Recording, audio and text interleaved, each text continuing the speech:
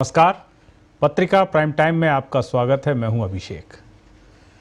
जमींदारी प्रथा के उन्मूलन के बाद सरकार ने गरीबी हटाने का संकल्प लिया और सरकार ने बंधुआ मजदूरी को गैर कानूनी घोषित किया। बहुत सारे प्रयास हुए और सरकार ने बहुत एक तरीके से इसका करीबी से अध्ययन किया और सख्ती की कि कहीं भी कोई बंधुआ मजदूर के रूप में काम ना कर पाए। सरकारों को बहुत हद तक सफलता भी मिली।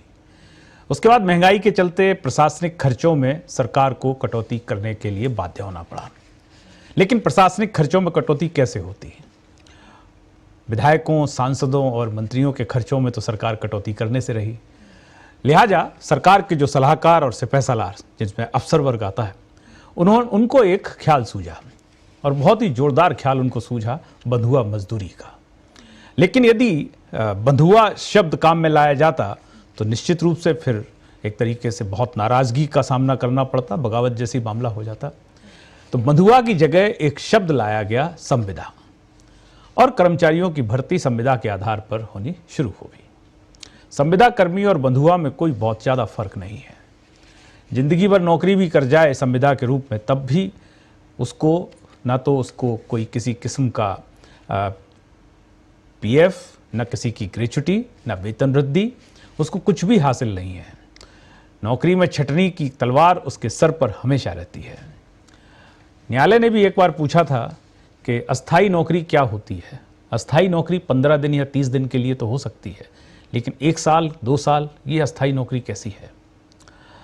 लेकिन कहीं से कोई जवाब आता नहीं है और सरकारों को चूंकि ये मॉडल बहुत रास आता है। अभी खबरें हैं कि उत्तर प्रदेश में सरकार एक प्रस्ताव ला रही है जिसमें सरकारी कर्मचारी, ग्रुप बी और ग्रुप सी के सरकारी कर्मचारियों को उनका जो प्रोविजनरी पीरियड होगा वो 5 साल का होगा। यानी कर्मचारी को 5 साल बाद पता चल पाएगा कि उसकी नौकरी पक्की हुई या नहीं, और उस 5 साल के भीतर बहुत कुछ उसके साथ हो सकता है। अब बात करें राजस्थान की। राजस्थान में कंप्यूटर शिक्षकों के लिए सरकार ने घोषणा की कि संविदा के आधार पर नियुक्ति दी जाएगी। राजस्थान के तमाम बेरोजगार इसको लेकर दिल्ली में कांग्रेस कार्यालय के बाहर पिछले 9 दिन से धरना दिए हुए हैं, प्रदर्शन कर रहे हैं। उनके प्रदर्शन की वजह यह है कि कांग्रेस की नेता, कांग्रेस की महासचिव प्रियंका गांधी उत्तर प्रदेश और गुजरात में संविदा का विरोध कर रही हैं। जब वहाँ विरोध कर रही हैं तो फिर राजस्थान में सरकार कांग्रेस की है। सरकार फिर संविदा को लेकर एक तरीके से इतनी उसकी संविदा कर्मचारी रखने को लेकर इतनी आसक्त सरकार क्यों है? 1,60,000 कर्मचारी राजस्थान में संविदा पर हैं। 2 लाख कर्मचारियों की अभी जगह खाली है। तो आज की चर्चा इसी पर है कि अफसरों की भर्ती के लिए कोई अफसर मांग नहीं करते हैं कि अफसरों की भर्ती की जाए, जगह ज़्यादा की जाए, लेकिन अफसरों की भर्ती पर सरकार जो है वो पूरी तरह तैयार दिखती है। नए नए पद सृजित कर लिए जाते हैं। जहां एक अधिकारी होता है वहां 4-4 अधिकारी। हम बात करें जिले में 1 कलेक्टर होता था, लेकिन अब कई सारे पद कर दिए गए। पुलिस में 1 आला अधिकारी काम चला लेता था एक जिले में, उसके नीचे कई अधिकारी कर दिए गए। ऐसे ही सचिवालय में कई सचिव अब दिखाई देते हैं मुख्य सचिव के पैरेलल। तो सवाल यही है कि सरकारें अफसरशाही में खर्चों में कटौती क्यों नहीं करती, और ये सारी गाज जो है वो कर्मचारियों पर ही क्यों गिरती है? कर्मचारियों की भर्ती नहीं करना चाहती। तो सरकार, हम ये कहें कि शोषण का यह एक सरकारी रूप है क्या संविदा? तो आज की चर्चा इसी पर, और इस चर्चा में मेहमान जो जुड़े हैं उनसे आपका परिचय कराएं। उसके पहले आपको आइए दिखाते हैं रिपोर्ट। मैं समझता हूं कि पहली बार प्रदेश में इस प्रकार का एक विद्यार्थी मित्रों को धोखा दिया जा रहा है। विद्यार्थी मित्र को पहले इनकी सरकार ने हटाया और उसके बाद में माननीय उपाध्यक्ष महोदय बार बार आश्वासन देते रहे। मुख्यमंत्री जी ने भी दिया, बाहर भी दिया, सदन में भी दिया। जहां भी इनको घेरा विद्यार्थी मित्रों ने, हमारे राजेंद्र जी राठौड़ साहब ने भी बार बार ये कहा कि हम विद्यार्थी मित्रों को वापस सरकारी नौकरी में लाने का काम करेंगे। विद्यार्थी मित्रों को नहीं लेने के ये जो धोखा विद्यार्थी मित्रों को दे रहे हैं, मैं निवेदन करना चाहता हूं, ऐसी कोई भर्ती होती है क्या कि अनुभव का प्रमाण पत्र लगाइए, कितने नंबर होंगे अनुभव के? नहीं किया इन्होंने।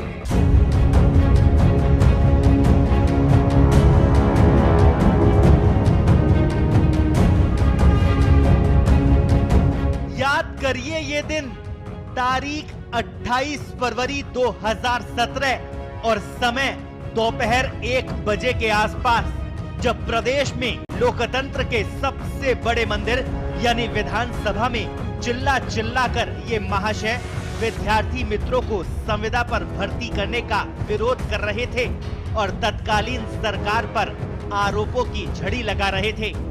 विधायक महोदय की बुलंद आवाज का असर ये हुआ कि 1 साल बाद ही प्रदेश में लोगों ने तख्ता पलट कर दिया और विधायक जी के हाथ में सत्ता की चाबी सौंप दी।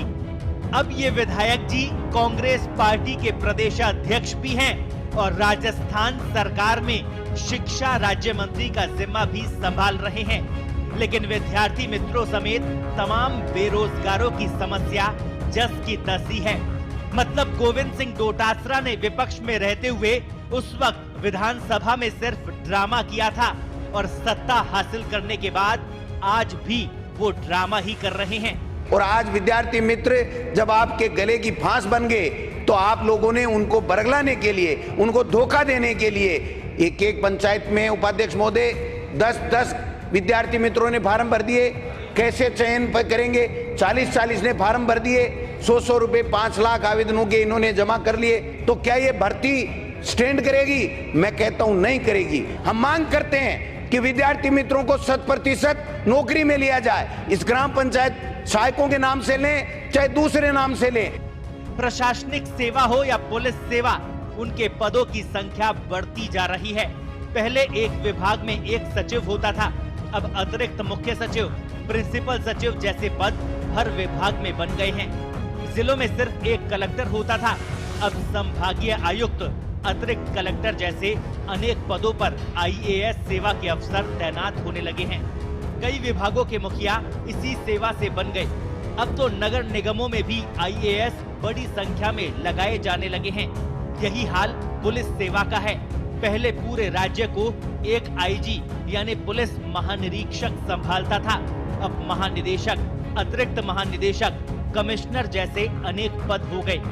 IG, DIG जैसे पदों की तो भरमार है। संविदा से मुक्ति दो, मुक्ति दो, मुक्ति दो, हमें नियमित करो। नियमित कंप्यूटर शिक्षक भर्ती का ही नोटिफिकेशन हमें चाहे, जितने दिन चाहे सरकार हमें यहाँ पे किराए रखे, हम रहेंगे। हम जाएंगे वापस तो इसी मुद्दे पे जाएंगे कि हमें नियमित कंप्यूटर शिक्षक भर्ती का नोटिफिकेशन दे दीजिए।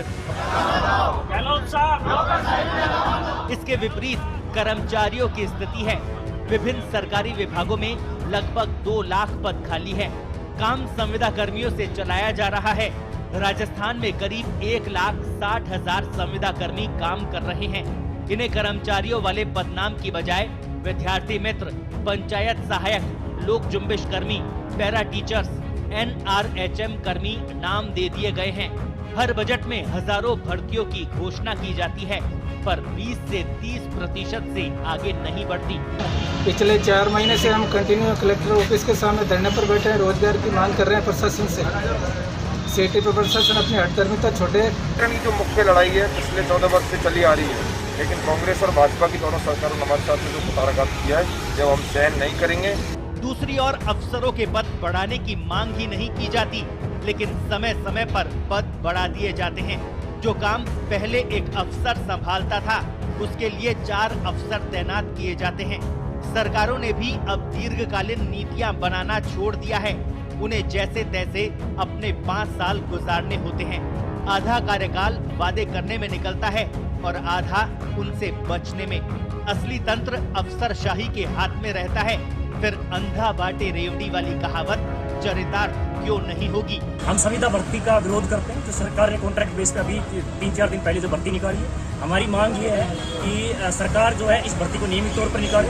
और हम AICC पहले भी आए थे, आज फिर हमें मजबूरन आना पड़ा और हम इस बार तभी यहाँ से वापस जाएंगे। दिल्ली और UP से वापस तभी जाएंगे, तब हमारी मांग पूरी हो जाएगी, तब तक हम वापस नहीं जाएंगे। कंप्यूटर संविदा भर्ती डोटासरा जी द्वारा हमें बार बार गुमराह किया जा रहा है कि 58 साल तक तुम्हें नहीं निकाला जाएगा। हमें सिर्फ और सिर्फ नियमित कंप्यूटर शिक्षक भर्ती या नियमित अनुदेशक की भर्ती चाहिए। संविदा पर नियुक्तियां ऐसी बुराई है जिससे न कर्मचारियों का भला होता है, न सरकार का और न ही प्रदेश का। इसलिए कोई न कोई ऐसा रास्ता निकालना चाहिए कि अब तक संविदा पर लिए गए सभी कर्मचारी स्थायी हो जाए और भविष्य में जो भर्तियां हो संविदा की बजाय नियमित पदों पर हो। अफसरों के भरोसे तो ऐसा रास्ता निकलेगा नहीं। संविदा पर भर्ती के 20 फायदे गिना देंगे। मानवीयता नाम का शब्द उनके शब्दकोश में होता नहीं है। यदि सरकार संवेदनशीलता से कदम नहीं उठाएगी तो ये खाई बढ़ती ही जाएगी। स्पेशल रिपोर्ट, पत्रिका टीवी। अपनी बदतमीजी से है क्या कि 50 साल का हम 70 साल के लोग हमारे सबकी बदतमीजी से बात कर रहे हो? नहीं बदतमीजी की है भाई साहब, यार मैं आपके पास आऊँ आपको हटो पब्लिक ने की है।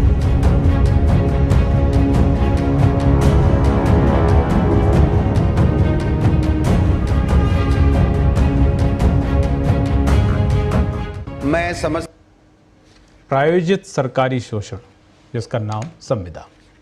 चर्चा में भाग लेने के लिए मेहमान जुड़ चुके हैं। मैं परिचय करा दूं। हमारे साथ डॉक्टर सत्यनारायण सिंह जी हैं, रिटायर्ड आईएएस हैं, भारतीय प्रशासनिक सेवा के पूर्व अधिकारी हैं।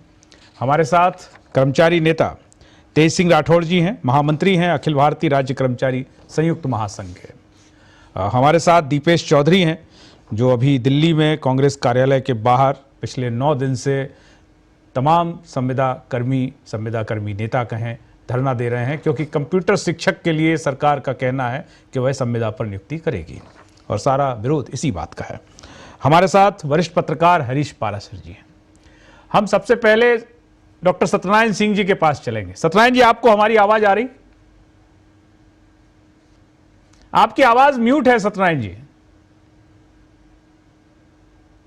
आपकी आवाज म्यूट है आवाज आपकी।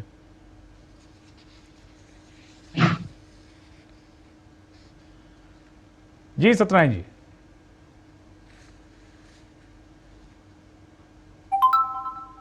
सत्यनारायण जी, आपको हमारी आवाज आ रही?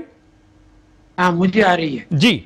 सत्यनारायण जी, ये जो सवाल आज राजस्थान पत्रिका ने उठाया है कि अफसरों की तो फौज हमारे पास है और कभी भी अफसर लोग या अफसरों की यूनियन से ये आवाज नहीं आती कि अफसरों की भर्ती की जाए, अफसर कम है। उसके बावजूद सरकार बड़ा एक तरीके से उत्साह दिखाती है कि नए नए अफसर भर्ती किए जाएं, उनके लिए पद बनाए जाएं।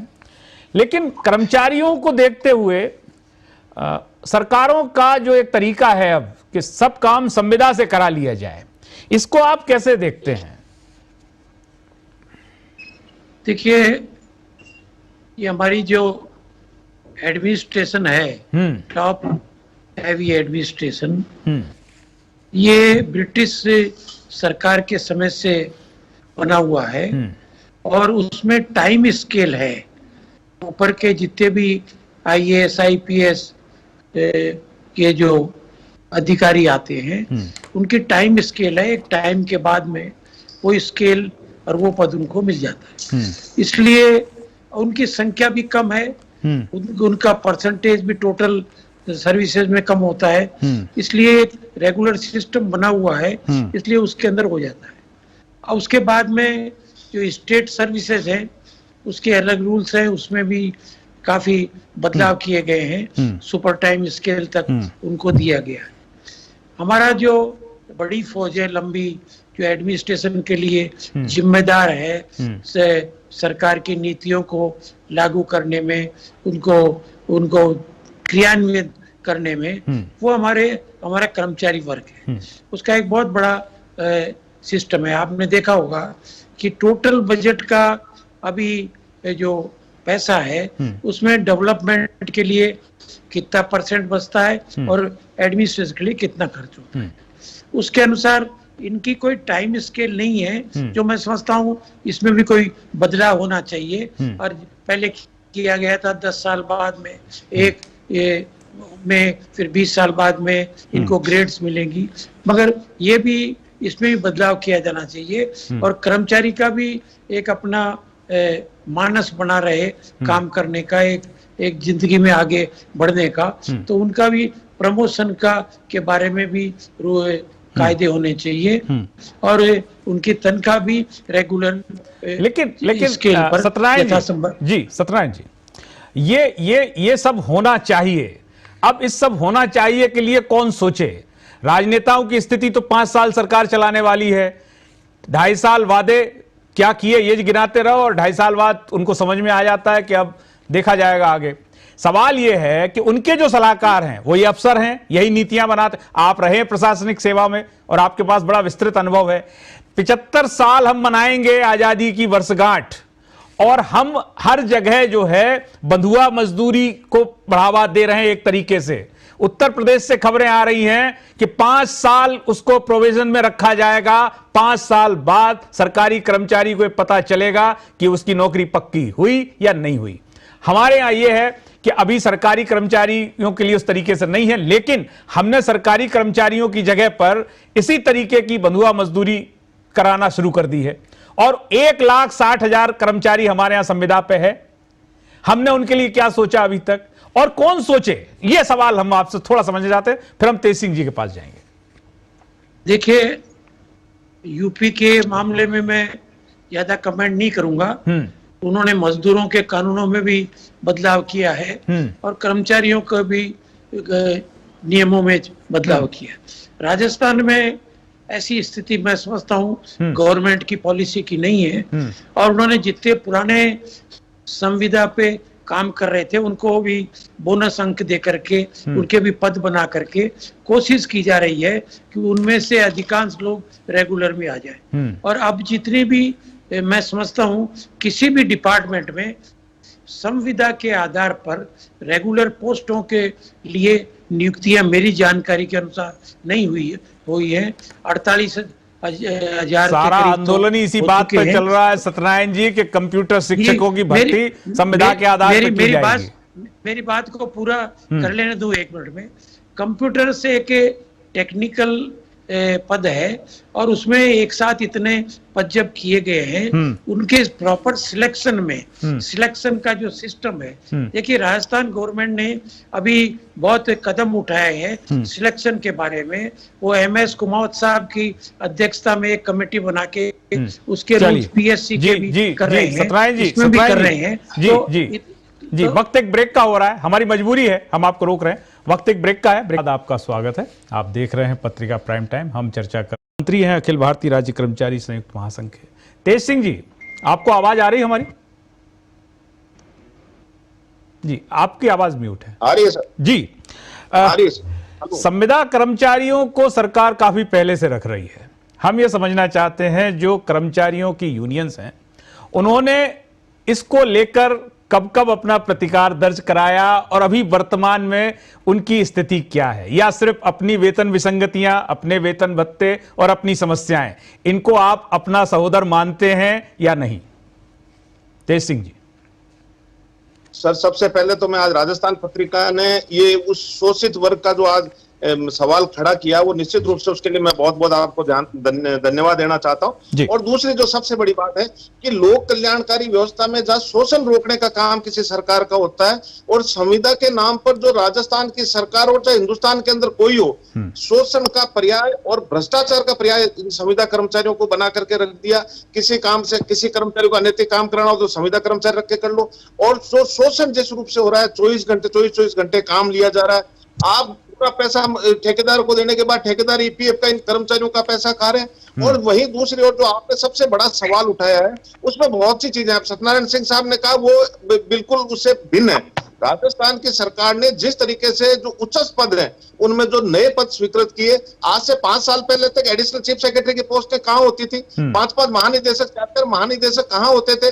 केवल जो ऊपर के कर्मचारी हैं उनको केंद्र के बराबर वेतनमान मिलेगा, नए कर्मचारी को नहीं मिलेगा। ऊपर के कर्मचारी में संविदा कर्मचारी नहीं होगा, नीचे के कर्मचारी में संविदा कर्मचारी होगा। और सबसे बड़ी जो प्रश्न है वो ये प्रश्न ये है कि जो संविदा कर्मचारी हमारे साथ काम कर रहा है उसकी क्वालिफिकेशन हमारे बराबर है, वो हमारा जो हम काम कर रहे हैं वही वो काम कर रहा है। उसके बाद में उसका वेतन जो है एक शोषण के रूप में आप उसको मनचाहे वेतन निर्धारित करके कोई भी सरकार 8,000 रुपए के अंदर एक ग्रेजुएट लड़के को जयपुर के अंदर खर्चा निकाल करके बता दे कि 8,000 रुपए न्यूनतम मजदूरी। आज पूरे देश के अंदर न्यूनतम मजदूरी बढ़ रही है लेकिन राजस्थान के अंदर न्यूनतम मजदूरी नहीं बढ़ी। और महासंघ लगातार इसके लिए संघर्ष रहा है। पहले भी हमने 20 साल संघर्ष के बाद 1994 में जो वर्क चार्ज व्यवस्था राजस्थान के अंदर थी, महासंघ के साथ समझौता हुआ, हमने वर्क चार्ज व्यवस्था को एक आदेश से समाप्त करवाया और हमने सरकार से मांग की कि जो जितनी भी भर्ती होनी चाहिए वो सीधी भर्ती प्रक्रिया से होनी चाहिए। लेकिन इनको घर पे काम करने के लिए गार्डनर, घर पे काम करने के लिए ड्राइवर, उनको शोषण के रूप में उनका वेतन, एक ठेकेदार एक व्यक्ति से 3-3 दिन का काम ले और उसका मनमाना वेतनमान दे, ये तमाम व्यवस्थाओं को चलाने के लिए इन्होंने फिर संविदा प्रथा को शुरू किया। और आज 1.5 से 2 लाख लोग आज सरकार के अंदर विभिन्न नामों से संविदा कर्मी के रूप में काम कर रहे हैं। और जबकि सबसे बड़ी बात आप देखिए कि कोई भी कल्याणकारी सरकार हो, समान काम पर समान वेतन की एक सैद्धांतिक बात तो करनी चाहिए और लोक कल्याणकारी सरकार का दायित्व भी बनता है, लेकिन सरकार ने नहीं किया। और अब सरकार को बताना चाहता है, अभी आपने जिस तरीके से गोविंद सिंह डोटासरा साहब का अभी वक्तव्य बताया, निश्चित रूप से सरकार इतनी बदल गई है, जो चुनाव से पहले वायदे किए गए, चाहे वो संविदा कर्मचारियों को नियमित करने का हो, चाहे निजीकरण के खिलाफ हो, और जो जितनी भी चीजें आज सरकार में आने के बाद में, जो पद रिक्त भरने के बाद बात हो, सरकार ने आने के बाद में उन तमाम वादों को भूल गए, उल्टे धमका रहे हैं कि आप ज्ञापन देने भी चले जाओगे तो आपको निलंबित कर देंगे। तेज सिंह जी, सरकार के पास ये ताकत कहां से आती है? देखिए, कोई 100, 50, 1000, 2000 संविदा कर्मचारियों की बात तो है नहीं कि पिछले रास्ते से कर लिया, पता नहीं लग पाया। 1,60,000 हैं। और सुनिए, ये आग आप तक भी पहुंचेगी, ये समझ लीजिए सर। इसका कारण तानाशाही है। ये संविदा कर्मचारी कमजोर नहीं है सर। हमने हिंदुस्तान के प्रधानमंत्री जी को ज्ञापन देने एनआरएचएम के लोग झुंझुनू गए, लेकिन उनके साथ में जो तानाशाही हुई, आज आपको मैं बताना चाहता हूँ, लोकतंत्र के नाम पर मजाक है। यदि धरना लगाना चाहे तो इनको परमिशन नहीं मिलेगी। आज हम कहीं माइक लगा के भाषण नहीं दे सकते। हम राजस्थान के किसी मंत्री को ज्ञापन देना चाहे तो उनकी इच्छा है कि वो दया के ऊपर है, वो ज्ञापन भी लेंगे कि नहीं लेंगे। कैसा लोकतंत्र आज राजस्थान में नहीं पूरे हिंदुस्तान में आ रहा है। केवल मात्र कुछ लोगों के इर्द गिर्द हो गया। आज विधानसभा में यदि वेतन बढ़ाने हो, भत्ते बढ़ाने हो, तो इनको कोई सोचने की आवश्यकता नहीं है। लेकिन संविदा कर्मचारी 500 रुपए बढ़ाने की बात है तो सरकार तेज सिंह जी, आपने ठीक बात उठाई है। एक दिन भी कोई विधायक रह ले या सांसद रह ले तो 2-2 पेंशन का हकदार हो जाता है। एक दिन विधायक, एक दिन सांसद। जी, आइए, जितने हैं वो केंद्र के बराबर वेतनमान लेंगे, लेकिन 4200 की ग्रेड से नीचे वाले जितने भी लोग हैं, एक को भी केंद्र के बराबर वेतनमान नहीं मिलेगा। उनको सिलेक्शन ग्रेड टाइम बाउंड मिलेगी, इनको सिलेक्शन ग्रेड टाइम बाउंड नहीं मिलेगी। ये तो है ना कि जिसकी डपली बस उसका राग, इन्होंने उस तरीके से कैप्चर कर लिया। जी, हम आएंगे आपके पास, तेज सिंह जी, हम आएंगे आपके पास। हमारे साथ दीपेश चौधरी जुड़े हुए हैं, जो अभी दिल्ली में हैं, और उनके साथ तमाम उनके साथी इसी संविदा के खिलाफ हैं, क्योंकि कंप्यूटर शिक्षक भर्ती के लिए सरकार ने कहा है कि हम संविदा पे रखेंगे। दीपेश, सरकार कितनी बात आपकी पहुंच रही? कांग्रेस कार्यालय के बाहर आप डटे हुए हैं, और कांग्रेस की बड़ी नेता हैं, महासचिव हैं प्रियंका गांधी, वो उत्तर प्रदेश में संविदा का विरोध कर रही हैं। तो राजस्थान को लेकर कुछ आप तक आवाज आई, उनकी तरफ से कुछ आश्वासन आया? सर, मैं सबसे पहले पत्रिका को ये मुद्दा उठाने के लिए बहुत बहुत धन्यवाद देना चाहता हूँ। सर, हमने राजस्थान में काफी लंबे टाइम से इस चीज के लिए आवाज उठाई कि 21वीं सदी के अंदर आप राजस्थान के सरकारी स्कूलों में कंप्यूटर शिक्षा नहीं दे पा रहे हैं 21वीं सदी के अंदर। उसके अलावा जैसे ही हमने थोड़ा सरकार पे दबाव डाला कि आपको नियमित कंप्यूटर शिक्षक भर्ती करनी चाहिए, जिसका वादा आपने 2020 बजट में किया है, तो सरकार ने हमें संविदा का झुंझुना पकड़ा दिया। हमने राजस्थान में अपनी बात पहुंचाने की बहुत कोशिश की, परंतु हमारी आवाज नहीं पहुंच पाई। जयपुर में हम लोग आंदोलन कर नहीं सकते थे, मजबूरन हमें दिल्ली और यूपी आना पड़ा। अब यहाँ पिछले हम लोग 9 दिन से हम लोग यहाँ सड़कों के ऊपर बैठे हुए हैं। रोज AICC के बाहर जाते हैं, वहां पुलिस आती है, वो हम लोगों को भगा देती है।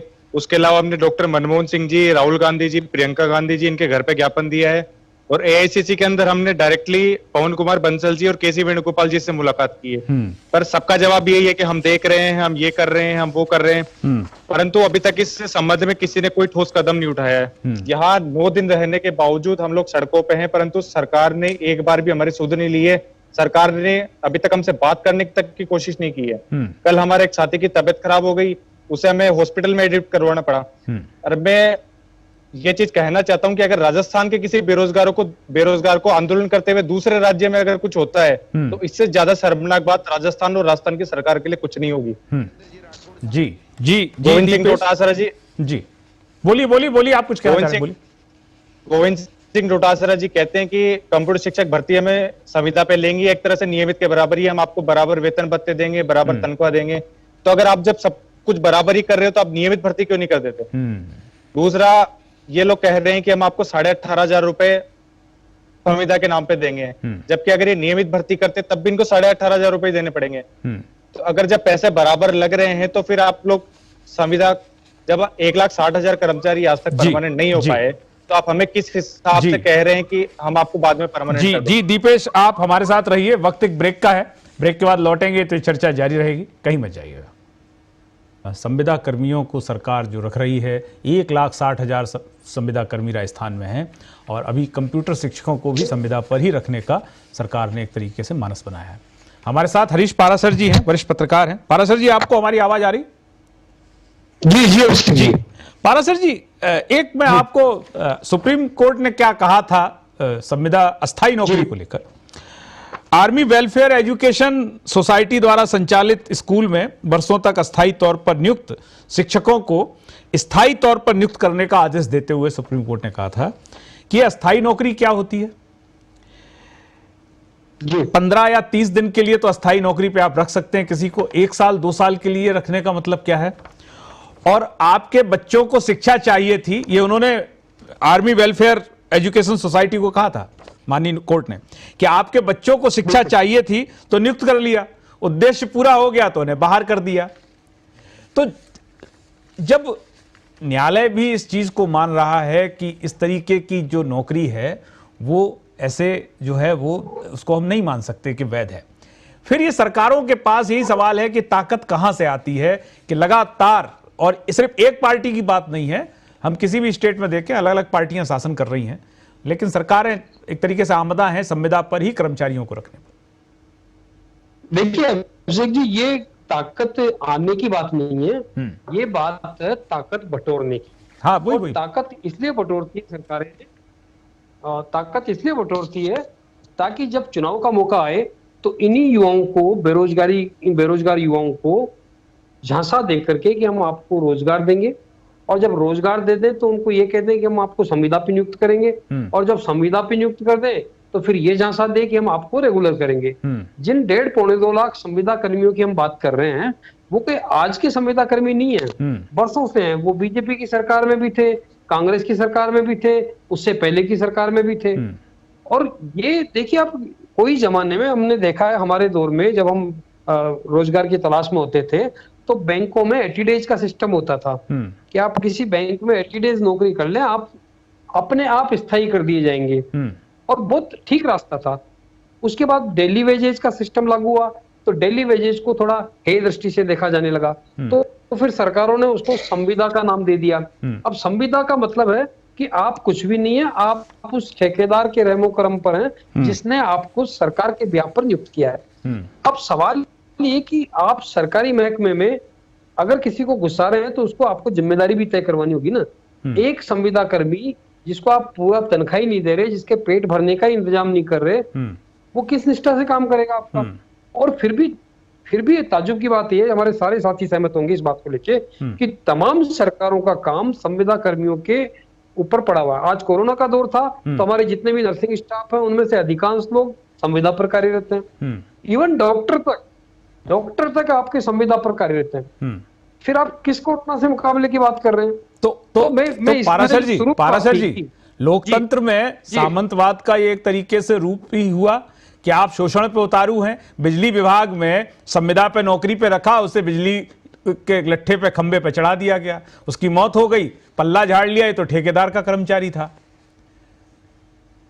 वही सुरक्षा नहीं है ना। देखिए, सरकारी नौकरी की तरफ क्यों जाता है आदमी? इसीलिए जाता है कि उसको एक सुरक्षा मिलती है, उसको अपने परिवार की सुरक्षा मिलती है, सामाजिक सुरक्षा मिलती है, स्वास्थ्य की सुरक्षा मिलती है। अब ये तमाम चीजें अगर उसको है ही नहीं, संविदा कर्मी तो आप उसको पीएफ तक भी नहीं काटता होगा, आप देख लीजिए। और जितने भी संविदा कर्मी होंगे उनसे आप ईमानदारी से पूछ लीजिए कि जितना सरकार ने तय किया है कि आपको उतनी तनख्वाह मिलती है।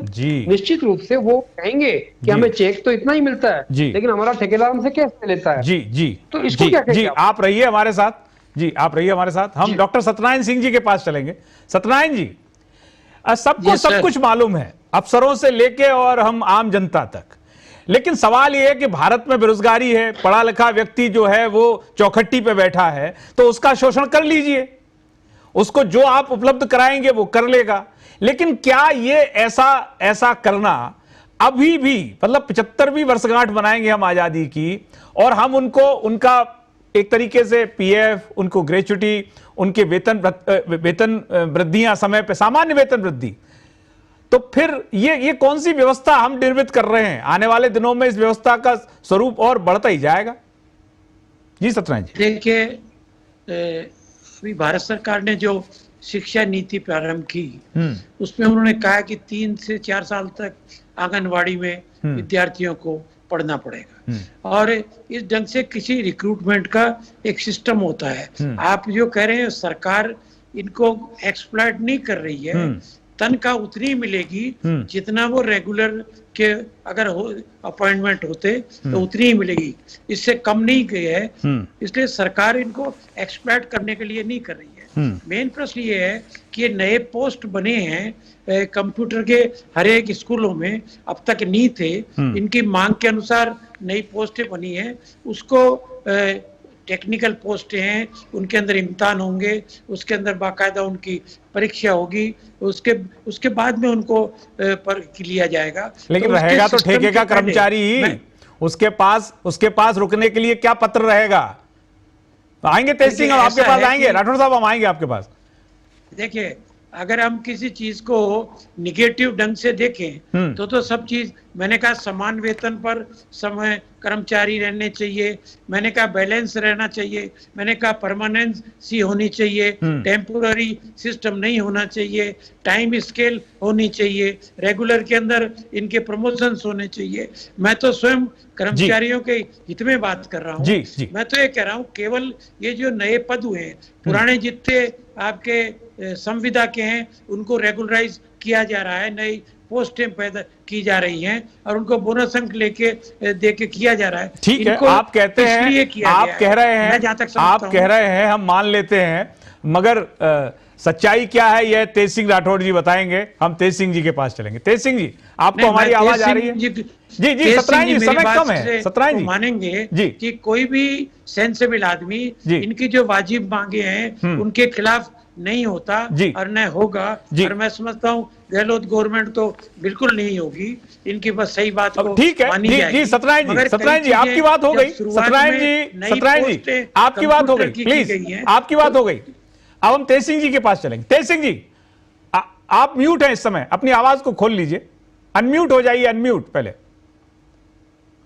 सर, जो सत्यनारायण सिंह साहब जो कह रहे हैं, यदि सरकार वो करती है तो बहुत अच्छी बात होगी, लेकिन सरकार ऐसा कर नहीं रही। अभी जैसे मैं आपको बताऊं, विद्यार्थी मित्र, आप संविदा को नियमित करने की बात कर रहे हैं, उन्होंने पिछली सरकार के अंदर विद्यार्थी मित्रों को बीजेपी गवर्नमेंट ने नियमित करने की बात की। जब सत्ता में आए उनको सबको नौकरी से हटा दिया। उन्होंने आंदोलन लिया तो उनको पंचायत सहायक के रूप में वापस ले लिया। इसी तरीके जो ये कंप्यूटर सहायक हैं, ये कंप्यूटर सहायक भी पहले सेवाओं में थे, संविदा पर रह रहे थे, इनको हटा दिया। ये बेचारे लंबे समय से आंदोलन कर रहे हैं, तो अब सरकार फिर झुंझुना पकड़ा देगी, इनको संविदा पे फिर रख लेगी। तो ये कोई इसका परमानेंट सॉल्यूशन नहीं है।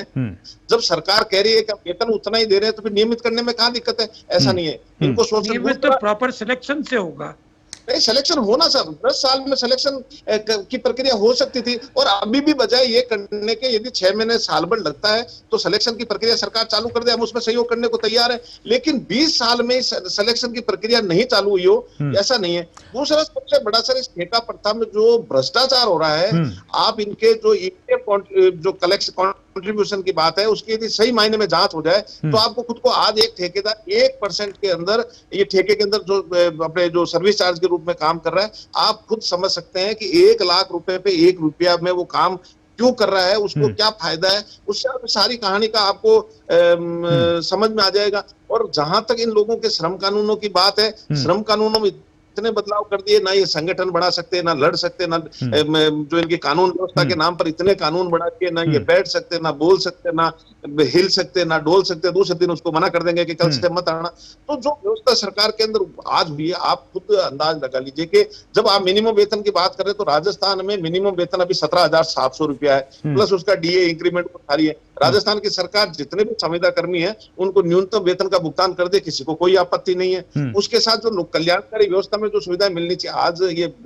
हम जो कर्मचारी हैं, कोरोना काल के अंदर किसी का भी कुछ घटनाक्रम हुआ है, उसको सारी सुविधाएं मिल रही हैं, लेकिन क्या एक संविदा कर्मचारी जिसने हमारे लिए जान दे दी हो, क्या उस संविदा कर्मचारी के बच्चे को अनुकंपा नियुक्ति मिलेगी? क्या उस संविदा के बच्चे को उसके ग्रेजुएटी के परिलाभ मिलेंगे? निश्चित रूप से नहीं मिलेंगे। और मैं तो सरकार को कहना चाहता हूं, लोक कल्याणकारी व्यवस्था के अंदर सरकार के अंदर शोषण के प्रतीक के रूप में संविदा व्यवस्था नहीं होनी चाहिए। जितनी भी पोस्ट हो वो कल्याणकारी व्यवस्था में जो न्यूनतम वेतन जो सरकार तय करती है, सरकार का आयोग तय करता है, वो उस कर्मचारी को मिले, ये व्यवस्था कम से कम सरकार के अंदर तो होनी ही चाहिए। और जब होनी चाहिए जब सरकार के अंदर बैठे हुए लोग विधानसभा के अंदर ये जो चीज उचित समझते हैं, जो लेते हैं, वो उचित हमारे लिए भी समझना चाहिए। आज पेंशन की बात है, सरकार ने पेंशन कर्मचारियों की छीन ली, विधायक 5 साल रह करके भी पेंशन लेंगे, कर्मचारी को पेंशन नहीं मिलेगी। तो जब वो विधानसभा में बैठ करके ये सोचते हैं कि उन्हें पेंशन मिलनी चाहिए तो दूसरे को मिलनी चाहिए, जब वो विधानसभा में रह करके ये सोचते हैं कि हम 5 साल के लिए आए, हमें हाउस रेंट मिलना चाहिए, तो संविदा कर्मचारी को भी हाउस रेंट मिलना चाहिए, जो जयपुर में रह करके सरकार का सहयोग कर रहा है। और मैं आपको निश्चित रूप से कह सकता हूं, मैं खुद सरकारी कर्मचारी हूं, लेकिन जो संविदा कर्मचारी आज के दिन जो सरकार का काम उठा रहे हैं, जो अपनी योग्यता का प्रदर्शन कर रहे हैं, निश्चित रूप से सरकार का अधिकांश काम कोरोना की पहली लहर के अंदर तो लेकिन संविदा कर्मचारी जी तेज सिंह जी सर, सरकार जो है वो कर्मचारियों की भर्ती कर भी कहां रही है? 2 लाख कर्मचारियों के पद भर्ती खाली है, घोषणाएं करती है इतने लाख नौकरियां देंगे, 10-15% यदि भर्ती हो जाए बहुत बड़ी बात है। यही हो गया सर, दोनों सरकारों का हाल यही हो गया। चुनाव से पहले ये वायदे करेंगे, चुनाव के बाद ये पूरे नहीं करेंगे। जैसे गोविंद सिंह साहब अभी बदल के वैसे ही हो जाएंगे। गोविंद सिंह साहब हमारे पर्यटन के मंत्री भी हैं, चुनाव से पहले कह रहे थे निजीकरण नहीं होना चाहिए, आजकल निजीकरण के सबसे ज्यादा तरफदारी करने वाले वो हो गए। शिक्षकों की बात करें, सबसे ज्यादा बोलने वाले तो भारत सरकार सब जगह कर रही है भाई। भारत सरकार का तो विरोध क्यों कर रहे हो साहब? आप भारत सरकार का विरोध करते हो, निजीकरण का राजस्थान में आप करते हो, यूपी में निजीकरण दूसरे ढंग का है, वहां तो पूरी अर्थव्यवस्था निजी हाथों में जाने की बात है। उसके खिलाफ आपकी लड़ाई में हम भी शामिल है, लेकिन राजस्थान में तो बंद करो। जब आप यूपी में संविधाओं को नियमित करने की बात कर रहे हैं, राजस्थान में किसी पर्टिकुलर कॉर्पोरेशन में अगर जी हम आएंगे आपके पास, समय थोड़ा सा कम है जी समय कम है, न्यूनतम मजदूरी तक जो तेज सिंह जी समय कम है आज। वक्त एक ब्रेक का है, ब्रेक के बाद लौटेंगे तो जाएगा।